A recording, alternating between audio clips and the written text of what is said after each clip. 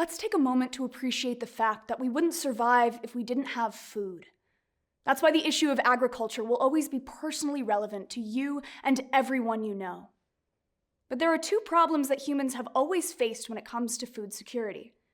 First, all of our food comes from nature, and nature is unpredictable. No one can control the weather. And second, the decisions we make can have unforeseen consequences. For example, the Dust Bowl was a natural disaster and caused by humans. The government gave land grants to people to encourage more farming in the Great Plains. After millions of acres of grassland were plowed up, the weather stopped cooperating. Years of drought led to monster dust storms that buried farms and towns. The Dust Bowl left thousands dead and turned 2 million people into refugees. It was devastating for families, communities, and the whole nation. Conservatives, liberals, and radicals absolutely agree that instability in farming threatens food security, and they share the same goal of having a secure food system, but they strongly disagree on how to achieve that end. That's what all the fights are about when it comes to agriculture. It's time to hear the voices.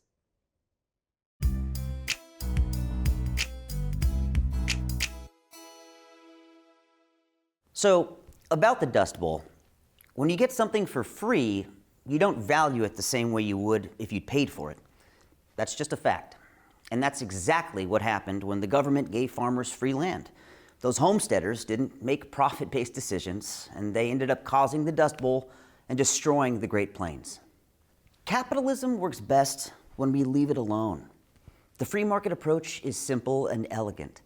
The consumer and the farmer meet in a market without any government interference. Since farmers want to make money, they produce what people want to buy.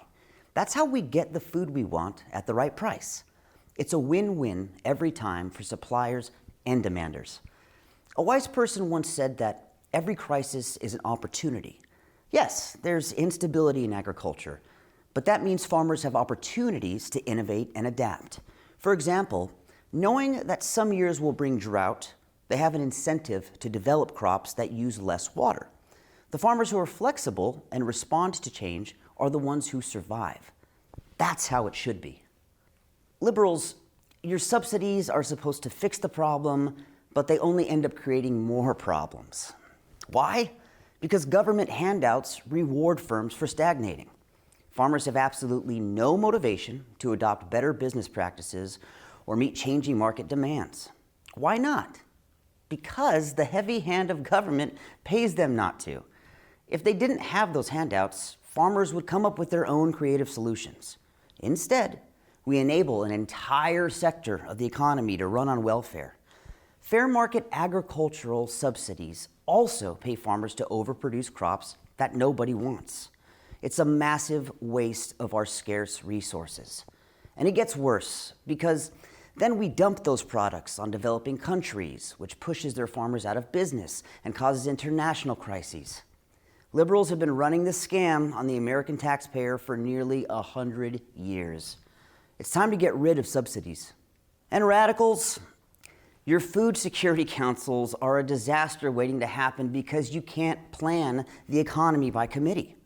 There's no conceivable way any one person or group could ever figure out how to allocate resources to the right place, at the right time, in the right amounts. Your councils can't possibly ensure that we'll have the wide variety of food we want in the quantities we need. And your emergency innovation funds will never solve the problem of instability in agriculture. Why? Because democratic socialism rejects the profit motive. That means no one has an incentive to work hard or innovate. It's the profit motive that drives agribusiness to invest in research and development so we can have food that's not only abundant, but more nutritious and doesn't spoil as quickly. In a radical world, our ability to feed ourselves is doomed to fail. Here's what we should do to ensure that we have a secure food system. Use unfettered price signals. We let farmers take measures on their own to manage the unpredictable nature of farming. For example, they can buy private crop insurance to protect themselves in case of a drought. Or they can sell a portion of their future harvest at a fixed price to protect themselves from falling prices. The point is, let the self-interest of farmers guide their decisions. Our nation is most secure and our farming industry is most robust when we let markets self-adjust. The invisible hand of free market capitalism guides farmers to bring us the food our nation wants and needs at the right prices and in the right quantities.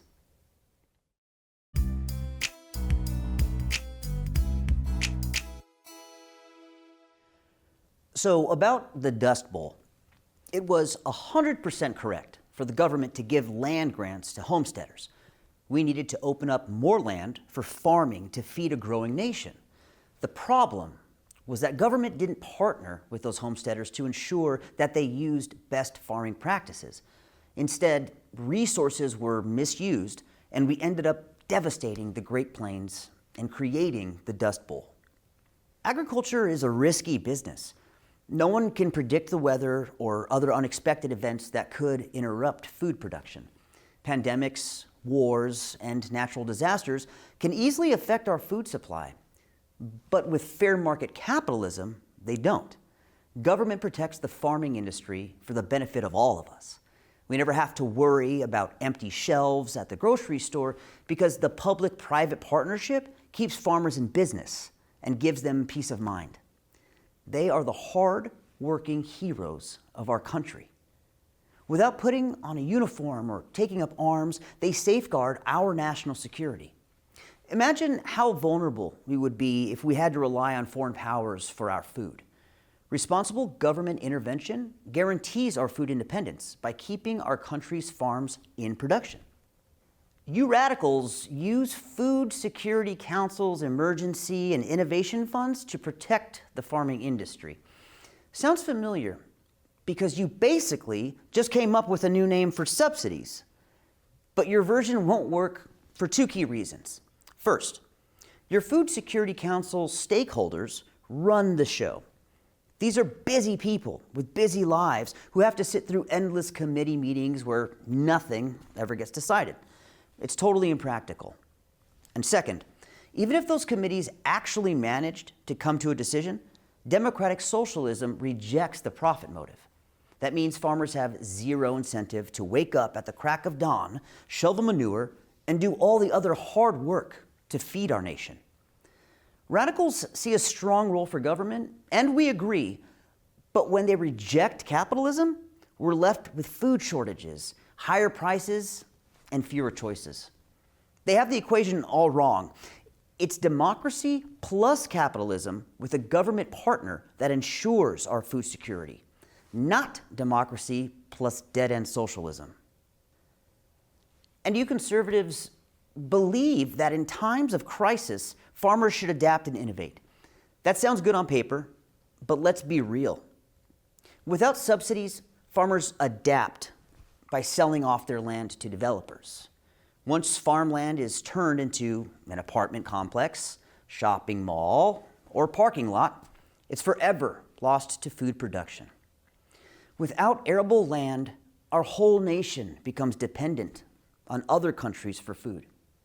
Conservatives set us up for a national security crisis, high prices, and limited products at the grocery store. And every time there's a drought or hurricane, more of our farmers go out of business. Of course, there's instability in every industry, but agriculture isn't just any industry. We can't survive without food. It's a free market capitalist fantasy to think farmers can afford private crop insurance on their own. And futures markets are a gamble that could easily lose them the farm. Here's what we should do to ensure that we have a secure food system. Support and protect the farming industry by strengthening agricultural subsidies. With legislation preventing politicians from being corrupted by powerful agribusiness, subsidies deliver a four-way win. Farmers stay in business. Consumers get low prices and wide availability of the foods we want. The country has a secure and independent food system, and the developing world benefits from our surplus food. Fair market capitalism doesn't just let farmers sleep well at night, knowing that their businesses won't go under the next time there's a disaster. It lets all of us feel secure because we know that tomorrow and 10 years from now, our nation will be able to feed itself.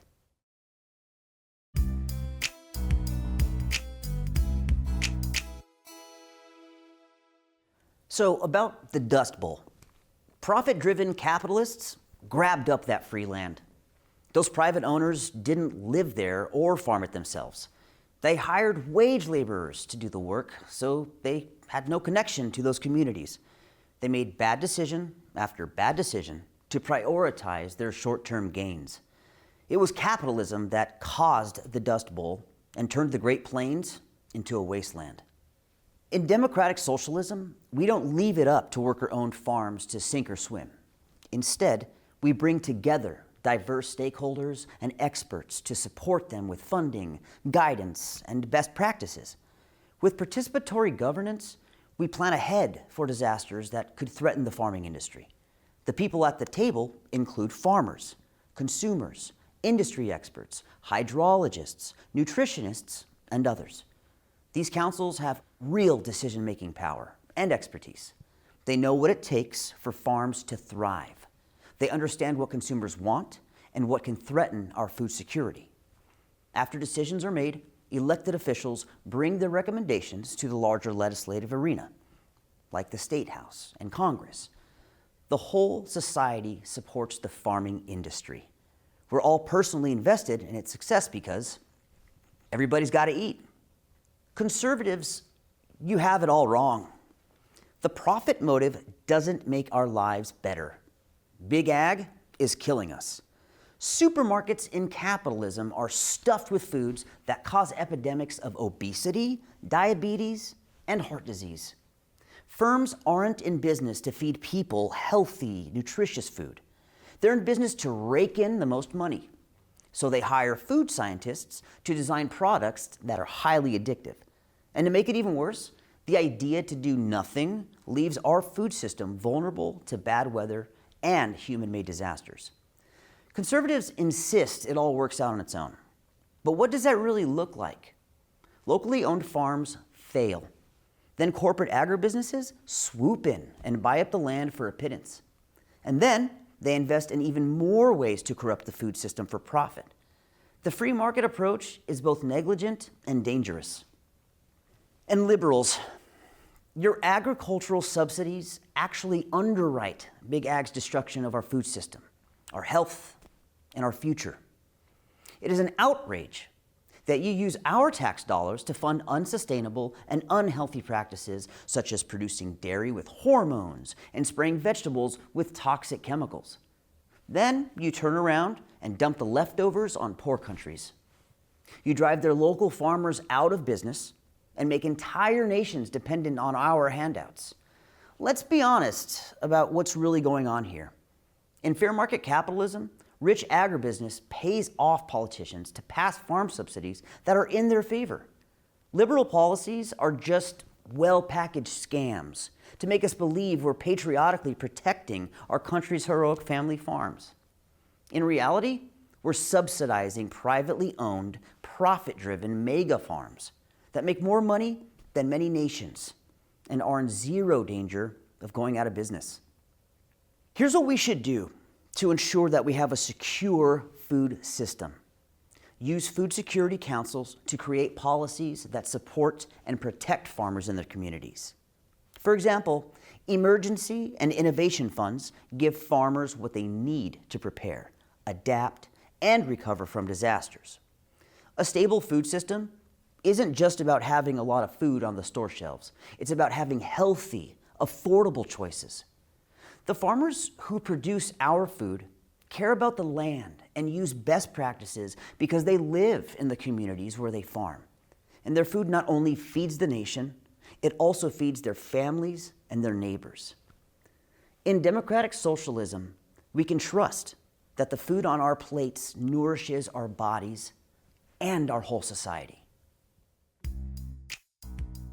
You've just heard the arguments about agriculture from three perspectives. They all want a secure food system for the nation, but they have very different ways of achieving that goal. Now, it's time for you to be part of the conversation.